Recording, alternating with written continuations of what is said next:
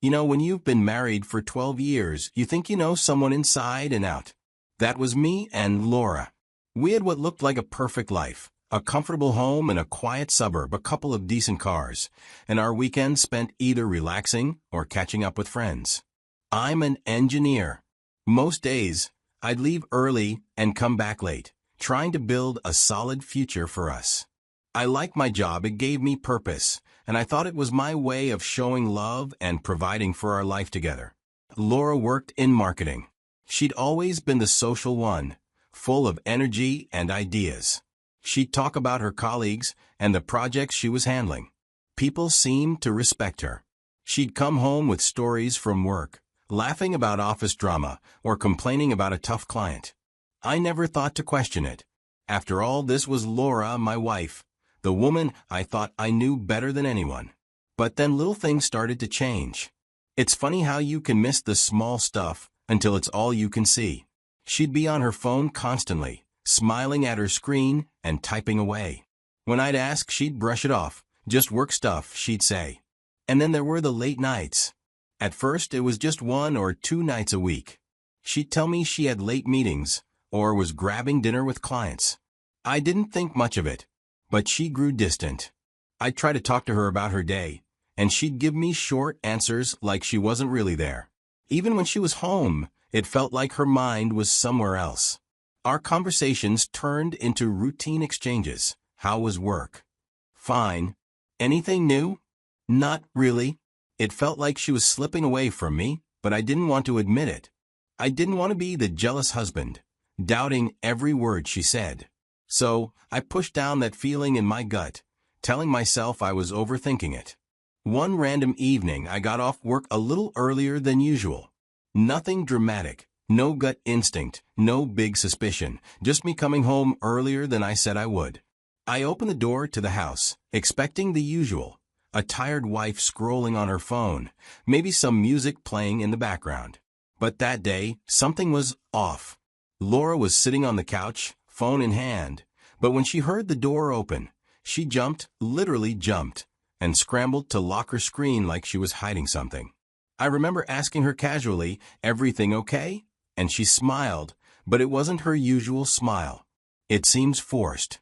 "Yeah, just work stuff," she said. I didn't press her, but in that moment, the seed of doubt was planted. And once it's there, it doesn't just go away. That night, she went to bed early. I stayed up, restless. I couldn't shake the image of her panicked face when I walked in. Laura and I had been together for 12 years, and she'd never acted like that before. So, while she was asleep, I did something I never thought I'd do.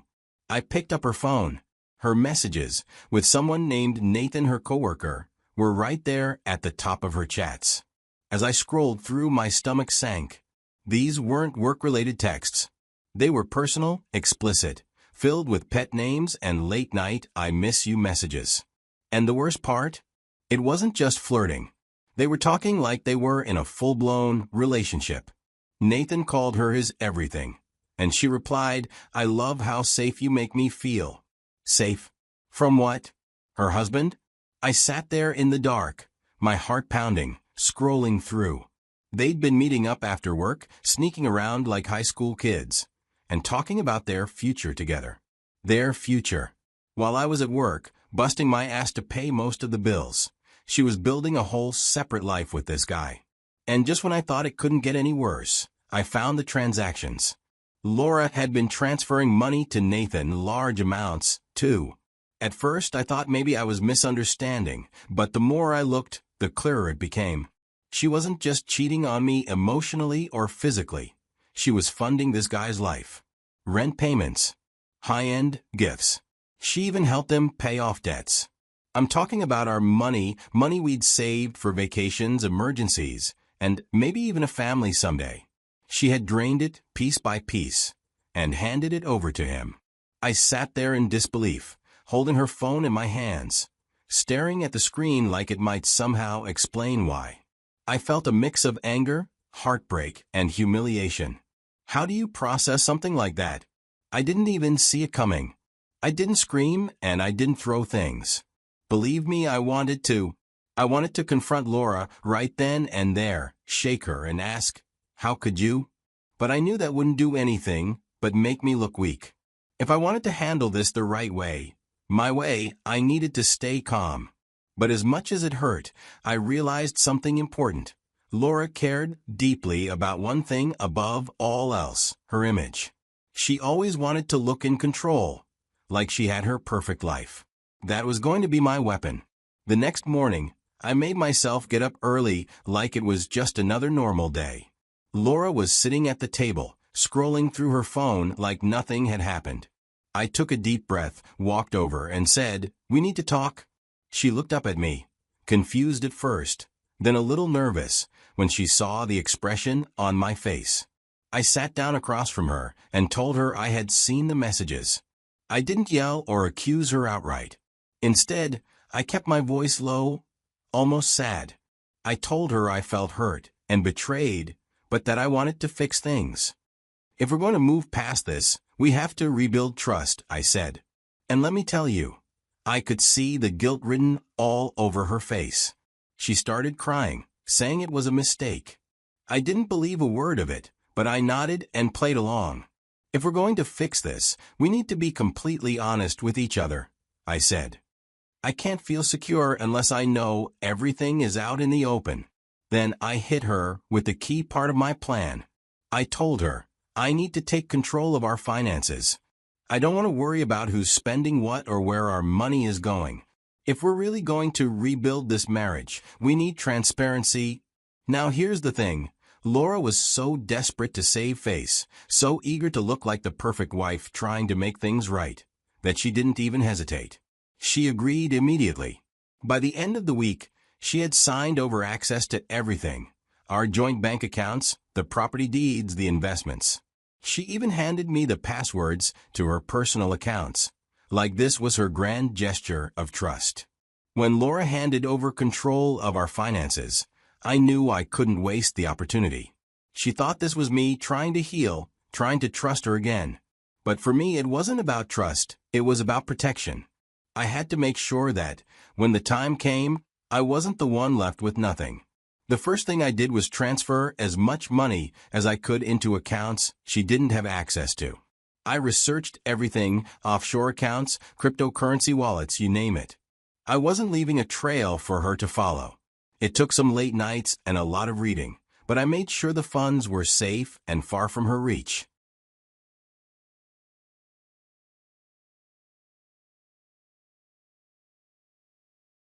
Next, I started moving our assets. I quietly transferred the house into my name. It wasn't hard. She'd already signed off on giving me control. And since she wasn't paying attention, it was just paperwork.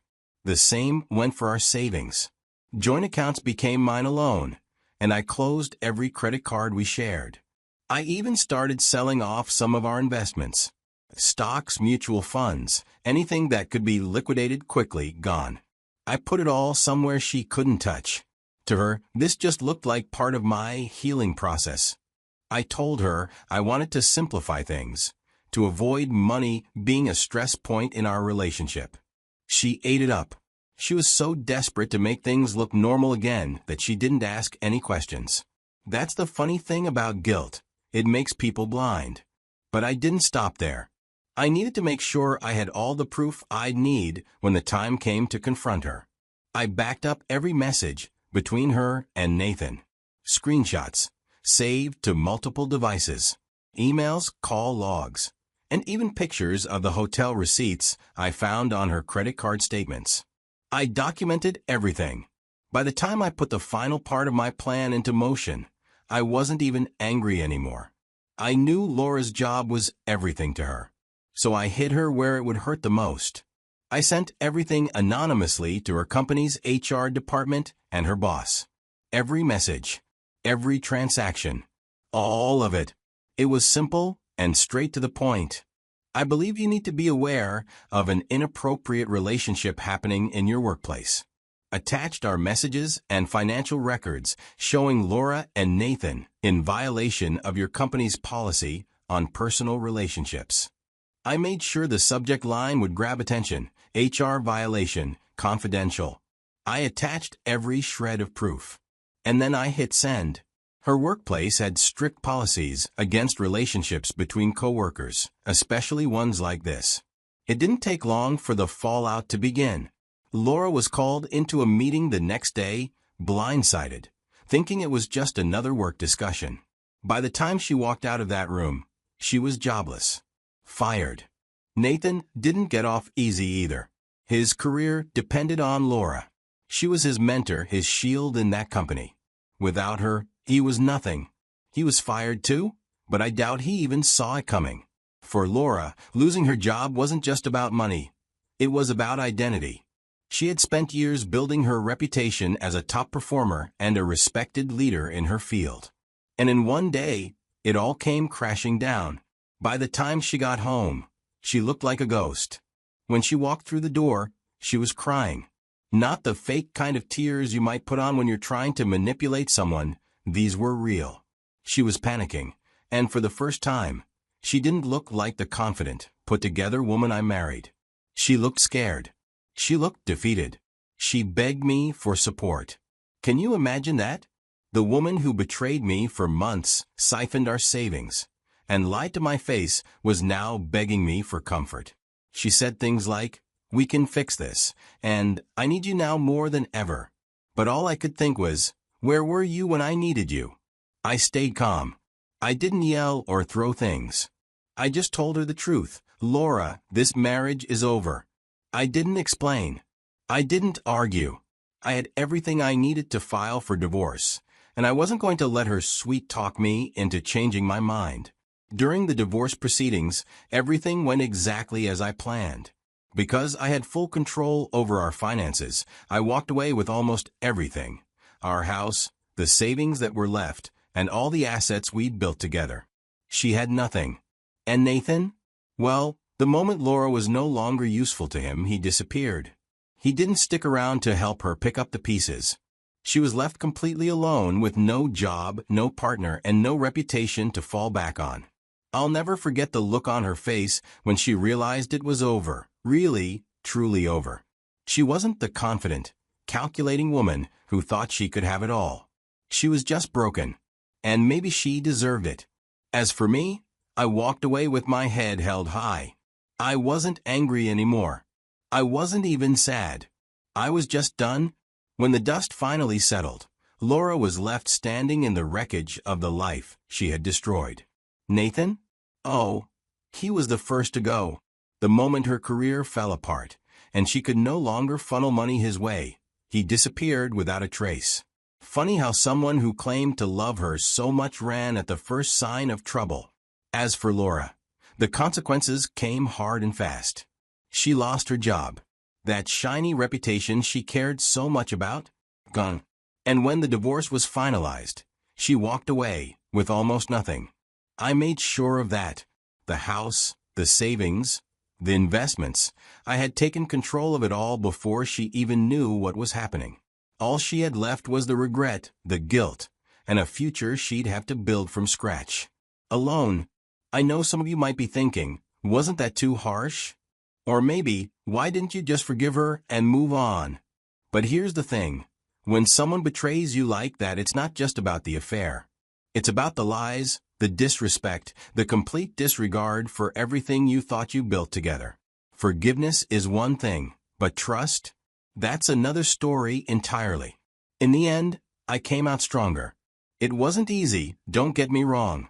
There were nights when I questioned everything. What I did wrong, why I didn't see it coming. But you know what I realized? Her betrayal doesn't define me. Her actions are a reflection of who she is, not who I am. And walking away wasn't just about getting even. It was about reclaiming my life and my self-respect. So, what do you think? Did I do the right thing? Would you have handled it differently? Let me know your thoughts.